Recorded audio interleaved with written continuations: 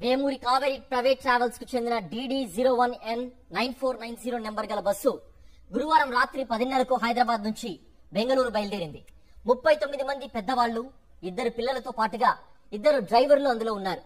తెల్లవారుజామున 3 గంటల సమయంలో కల్లూరు మండలం చిన్నటేకూరు ఉల్లిందకొండ క్రాస్ రోడ్ వద్దకు చేరుకోగానే బైక్ ను ఢీకొట్టింది బస్సు.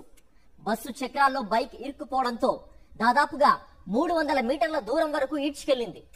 దీంతో చెలరేగిన మంటలు క్రమంగా బస్సులోకి వ్యాపించాయి. ఈ ప్రమాదంలో బైక్ నడుపుతున్న శివశంకర్ మృతి చెందాడు.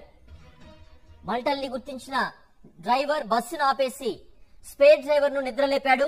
అందుబాటులో ఉన్న వాటర్ బబుల్ తో మంటలు ఆర్పేందుకు వారిద్దరూ కలిసి ప్రయత్నం చేశారు. కానీ అప్పటికే బస్సు ముందు భాగం పూర్తిగా కాలిపోయింది.